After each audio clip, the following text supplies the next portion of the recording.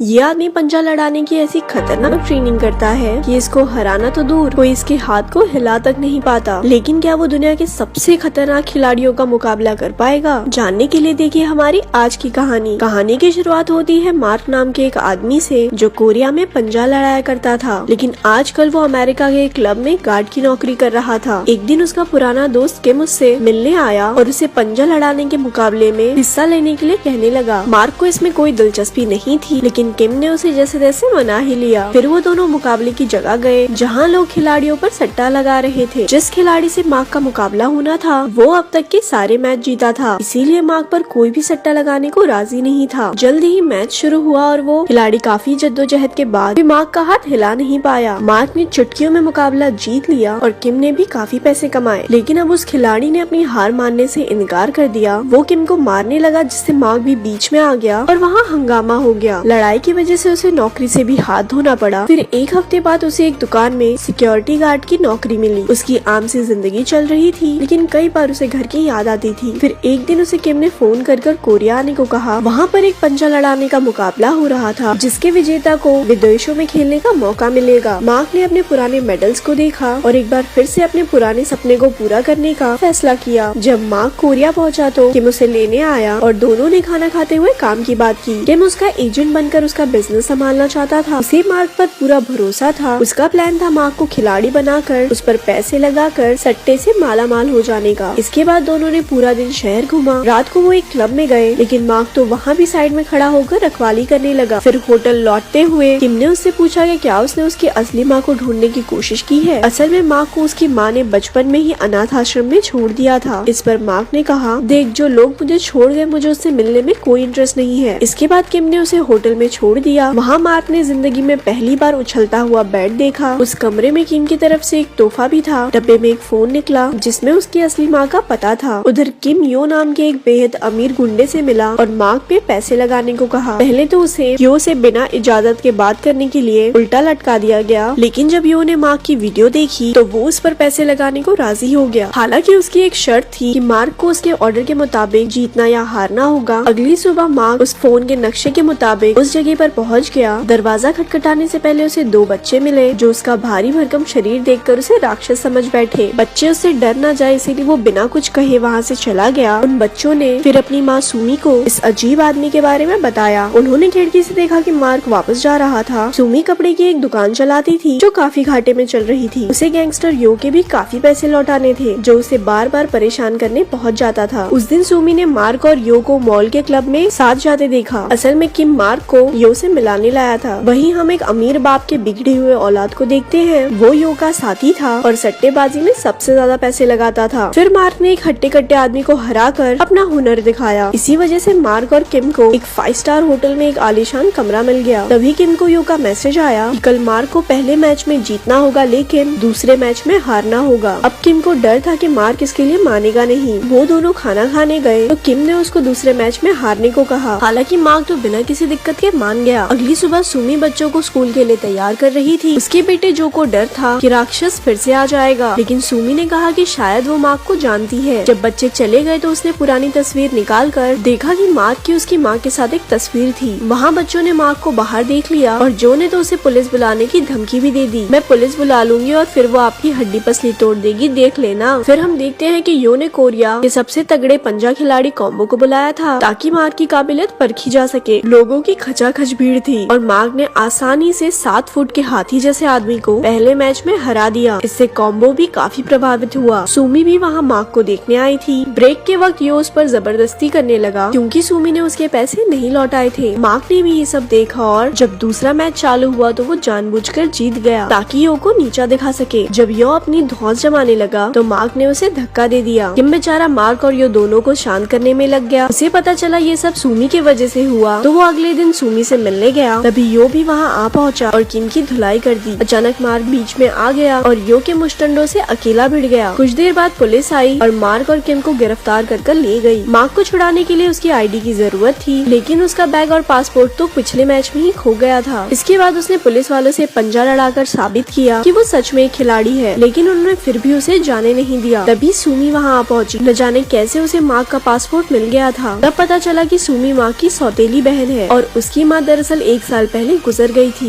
ये सुनकर मार्क का दिल टूट गया। बच्चों ने भी उसे घर आकर रहने को कहा। मामू मामू हमारे साथ घर चलो ना। सुमी की बेटी जून ही उसके साथ खेलती थी और बेटा जून हुआ उससे काफी बात करता। वहीं घर के बाहर कुछ आवारा लड़के सिगरेट पी रहे थे। सुमी के मना करने के बाद भी वो नहीं गए, लेकिन जैसे ही मार्क उनके सामने आया तो सब दुम दबाकर भाग गए। अगले दिन यो के आदमी सुमी से पैसे वसूलने आए। उसी वक्त मार्क घर से जा रहा था ताकि वो सुमी पर बोझ न बने। उसने गुंडों को भी भगा दिया, लेकिन फिर उसने वहीं रुकने का फैसला किया। अगले कुछ दिन तक पूरे परिवार ने मिलकर बढ़िया खाना खाया, घूमे फिरे और मजे किए। सुमी के लिए काम के साथ बच्चे संभालना काफी मुश्किल था। उसका पूरा घर कपड़ों से भरा हुआ था। एक दिन उसने घर आकर देखा कि सब कुछ एकदम साफ हो चुका है। ऊपर से मार्क बच्चों की देखभाल भी बहुत अच्छे से करता था। दूसरी तरफ किम गरीबी के दिन काट रहा था। तभी मार्क को बच्चों के साथ देखकर उसे आइडिया आया, क्यों ना मार्क की दुख भरी कहानी दिखाकर थोड़े पैसे कमा लिए जाए। मार्क भी इसके लिए मान गया। इसके बाद मार्क अपने परिवार के साथ बाहर जा रहा था। रास्ते में उसने कॉम्बो को खेलते देखा। मार्क ने उसे चुनौती दी और जीत कर सबका चहीता बन गया। कुछ ही हफ्तों बाद उसके दुख भरे बचपन और मुश्किलों की कहानी पूरे देश में फैल गई। ये इतनी मशहूर हुई कि मार्क और किम ने काफी पैसे कमा लिए। अब बच्चे मार्क को अपना हीरो समझने लगे। एक दिन स्कूल जाते हुए उन्होंने एक औरत को मार्क की बुराई करते हुए सुनी। बदले में जूही ने कह दिया, मेरे मामू ना बहुत जबरदस्त खिलाड़ी है, चुप हो जा बुढ़िया, नहीं तो तेरे बाल गंजे कर दूंगी। मार्क ने उसे वादा किया कि वो देश का सबसे बड़ा मुकाबला जीत कर दिखाएगा। फिर हम देखते हैं किम के पिता को, जो बूढ़ा होने के बावजूद काफी मेहनत करता था। किम इतने पैसे इसीलिए कमाना चाहता था ताकि वो अपने पिता को एक अच्छी जिंदगी दे सके। एक दिन मार्क को जूंग हुआंग ने वो ईमेल्स दिखाए जो मार्क की माँ हर रोज लिखा करती थी। दरअसल उसे इस बात का बहुत पछतावा था कि उसने अपने बेटे मार्क अनाथ आश्रम भेज दिया। पूरी जिंदगी वो बेचारी ईमेल्स लिखती रही, लेकिन वो पता मार्क का था ही नहीं। उसमें लिखा था कि जब मार्क उनके साथ था तब जिंदगी बेहद मुश्किल थी। उनके पास मार्क को खिलाने तक के पैसे नहीं थे और वो चाहती थी कि उसका बेटा एक अच्छी जिंदगी जिए। इसीलिए उसने दिल पर पत्थर रखकर उसे अनाथ आश्रम भेज दिया। मरने से पहले भी उसकी आखिरी इच्छा यही थी कि मार्क से मिलकर उससे माफी मांग सके। मार्क को ये भी पता चला कि सुमी उसकी सौतेली बहन नहीं है। जब सुमी के माँ बाप मर गए तो मार्क की माँ ने उसे संभाला। ये खबर सुनकर मार्क दंग रह गया और उसे सुमी पर गुस्सा भी आया। कुछ दिन बाद वो सभी उसकी माँ की कब्रों पर जा रहे थे। रास्ते में मार्क ने सुमी को झूठ बोलने के लिए काफी बुरा भला कहा। उसने अब वापस अमेरिका जाने का फैसला कर लिया था। तभी किम ने उसे रोकने की कोशिश की, क्योंकि मुकाबले 1 हफ्ते में शुरू होने वाले थे। लेकिन मार्क ने उसे भी गुस्से में कह दिया, अरे वो तो चुप हो जा, मेरे टैलेंट का इस्तेमाल करके बस पैसे कमाना चाहता है तू। उधर कॉम्बो जोरों शोरों से मुकाबले की तैयारी में लगा था। गैंगस्टर यो ने भी केन नाम के एक मुस्टंडे को तैयार किया था। केन ने आज तक जितने भी लोगों से पंजा लड़ाया वो सबकी बेरहमी से हड्डियां तोड़ डाली। मार्क भी टूर्नामेंट से पहले अपनी तैयारी में कोई कमी नहीं छोड़ रहा था। आखिरकार मुकाबले का दिन आ गया। बच्चे घर पर थे जब उन्होंने देखा वो मार्क को उसका मेडल लौटाना भूल गए। वो दोनों तुरंत बस पकड़ के मुकाबले की जगह पहुँच गए। कुछ देर बाद सुमी को ये खबर मिली तो वो भी बच्चों के पास भागी। इसके बाद मुकाबला शुरू हुआ। केन, मार्क और कॉम्बो तीनों अलग अलग ग्रुप्स में थे। उन्होंने अपने ग्रुप में हर किसी को हरा दिया और सेमीफाइनल तक पहुंच गए। केन ने तो बेरहमी से कई हाथ तोड़े और फाइनल में पहुंच गया। करोड़पति चैंग और उसके आदमियों ने अपना सारा पैसा केन पर लगा दिया, लेकिन मार्क का हुनर देखकर उन्हें लगा कि कहीं उनके पैसे डूब न जाए। इसीलिए चैंग ने यो को धमकाकर कहा किसी भी तरह केन को जिताए। फिर यो ने किम को $2 लाख